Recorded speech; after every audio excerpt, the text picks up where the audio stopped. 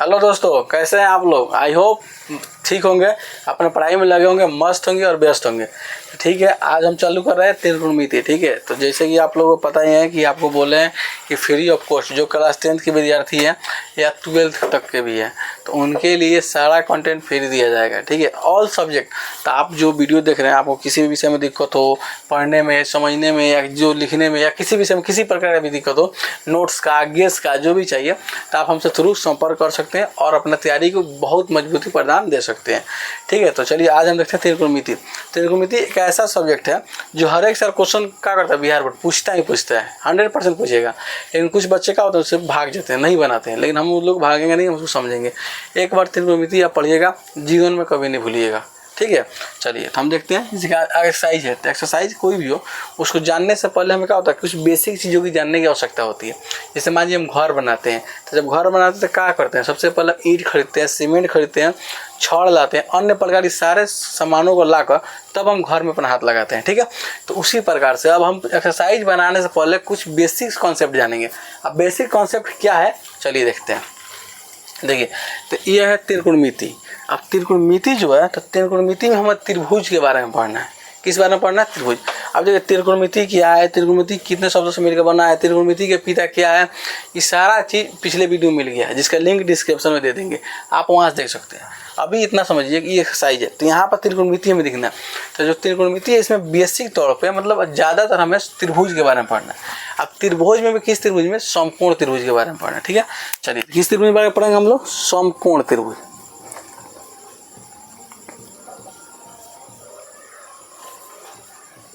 ठीक है, तो समकोण त्रिभुज है। अब देखिए, समकोण त्रिभुज किसे बोलेंगे ऐसा त्रिभुज जिसका एक कोण 90 डिग्री का हो। समकोण त्रिभुज किसे बोलते हो, ऐसा त्रिभुज जिसका एक कोण 90 डिग्री का हो। ठीक है, ये होता है हमारा लंब, जिसको हम बोलते हैं 90 डिग्री। ठीक है, तो ये हमारा 90 डिग्री हो गया। तो ऐसा त्रिभुज जिसका एक कोण 90 डिग्री का हो, इसे हम बोलेंगे समकोण त्रिभुज। इसे क्या बोलते हैं, समकोण त्रिभुज। ठीक है, चलिए अब देखिए, समकोण त्रिभुज होते हैं, उसके सामने वाली जो भुजा होती है 90 डिग्री सामने वाली भुजा, वो हमारा लंब होता है। सॉरी, क्या कर्ण होता है, क्या होता है, कर्ण होता है। और कर्ण को इंग्लिश में बोलते हैं हम हाइपोटेनस, और हाइपोटेनस बोलते हैं, इसलिए उसको हम एच लिखते हैं। क्या लिखते हैं उसको, एच लिखते हैं, एच।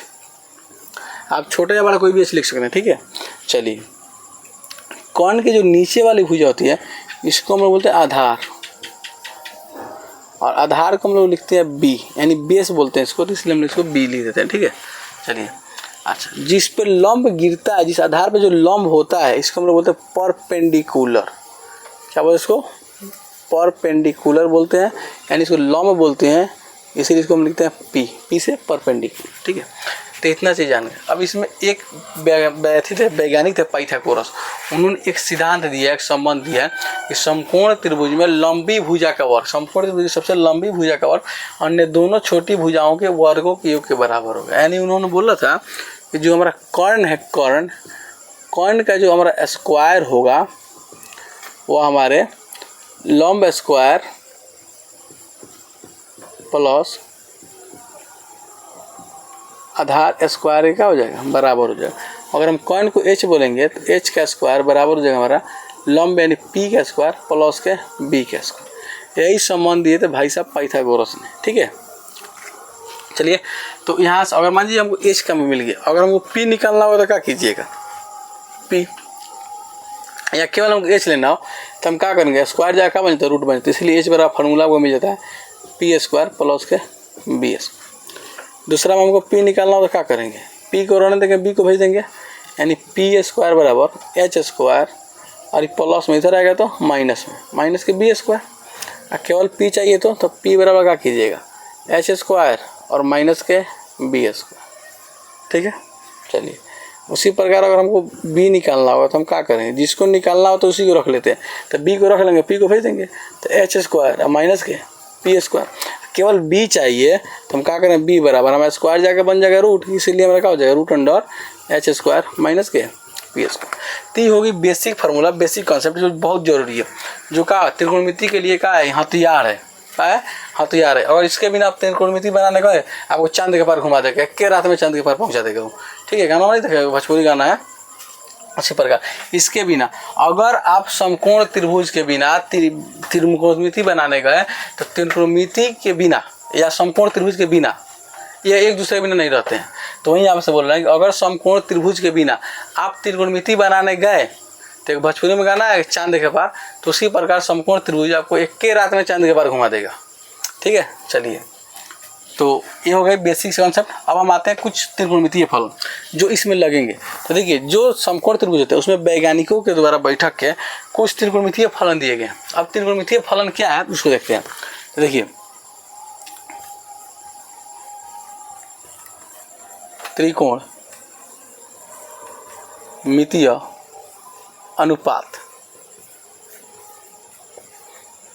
ठीक है। तो पहला था उसमें साइन थीटा।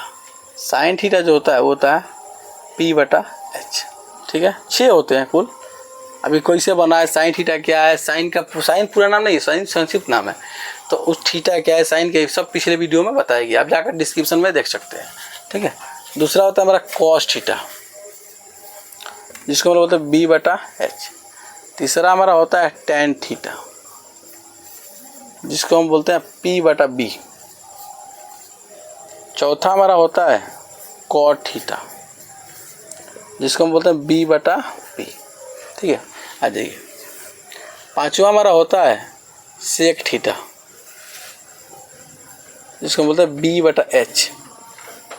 और हमारा छठा होता है और आखिरी कॉसेक थीटा जो हमारा होता है H/P। तो ये हो गया बेसिक कॉन्सेप्ट, जिसको जानने के बाद हम लोग क्वेश्चन 1 2 3 4 5 आराम से पूरी आराम से कर लेंगे। ठीक है। अब पढ़ाई में देखिए, पढ़ाई धैर्यशीलता के साथ किया है। पढ़ाई एक ऐसा है कि आप उसको हवड़ा नहीं कर सकता। पढ़ाई हमें तो इंटरेस्ट के साथ कीजिए, इंटरेस्ट के साथ। बिना इंटरेस्ट के साथ पढ़ाई करना बहुत ही मुश्किल हो जाएगा। ठीक है। और आप अभी नहीं पढ़िएगा, आपसे आपके माता पिता का बहुत ही माता पिता भाई आपसे बहुत उम्मीद लगाए होंगे। अगर आप उनको धोखा, मान लीजिए अपने आप को धोखा दे सकते हैं, माता पिता को धोखा नहीं दिया जाता है। आप उनको धोखा दीजिएगा, नहीं अपने आप को धोखा दे रहे हैं। ठीक है। तो आप अपना समय जो है बर्बाद नहीं कर सकते। ठीक है। चलिए तो इसका स्क्रीनशॉट लीजिए। चलिए अब इसको हम साफ करते हैं। अब चलते हैं हम अपने क्वेश्चन की तरफ।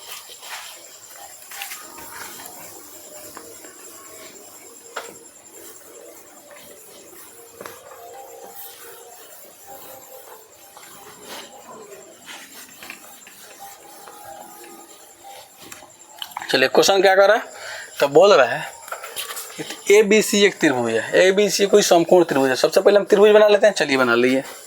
मान लीजिए हम एक समकोण त्रिभुज बना लीजिए जिसका एक कोण 90 डिग्री का हो। ठीक है, ठीक है। चलिए इसके B समकोण यानी A हाई हो गया, B हमारा समकोण हो गया और C हाई हो गया। ठीक है। तो ABC बोला AB बराबर 24 सेंटीमीटर। AB हाई है हमारा, तो AB हो गया हमारा 24 सेंटीमीटर। BC 7 यानी BC जो है 7 सेंटीमीटर। तो सबसे पहले क्या नहीं दिया था हमको, HA नहीं दिया। बाद में कुछ ज्ञात करेंगे चाहे नहीं करेंगे, पहले H निकालेंगे। तो HA नहीं दिया। तभी बताएं आपको, जब आपके पास P हो यानी लंब हमारे पास दिया, आधार दिया, H नहीं दिया, तो H का फार्मूला क्या बताएं। तो देखिए H त्रिकोणमिति फार्मूला याद रखने का बहुत ही अच्छा जरिया है। इसके बिना आप नहीं बना सकते। लेकिन आप किसी 10 अंक का डिजिट का नंबर याद रख लीजिएगा।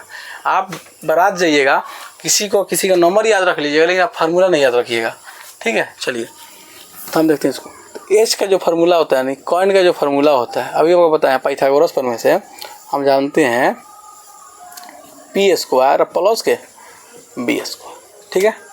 चूँकि ये हमारा एच हो गया, इसलिए क्या होगा, P का मान कितना है, P का मान हमारा देखिए तो 24 है, 24 का स्क्वायर। अब B का मान कितना है, B का मान 7 है, तो 7 का स्क्वायर। 24 का स्क्वायर कितना होता है जी, 24 का स्क्वायर 576 और 7 का स्क्वायर 49। जब इसको जोड़ेंगे तो आ जाएगा हमारा 625। कितना जाएगा 625। 625 का जो हमारा वर्गमूल होता है कितना होता है जी, इसलिए हमारा एच का मान निकल जाएगा 625 का वर्गमूल कितना जाएगा 25 होता है। तो एच का मान कितना आ गया 25 सेंटीमीटर, यानी एच का मान हमारा आ गया 25, यानी जो एच हो गया हमारा वो 25 सेंटीमीटर हो गया। चलिए अब जो पूछा है, पहला हमसे क्या पूछा, चलिए इसलिए अकॉर्डिंग टू क्वेश्चन पहला क्या पूछा हमसे, साइन ए।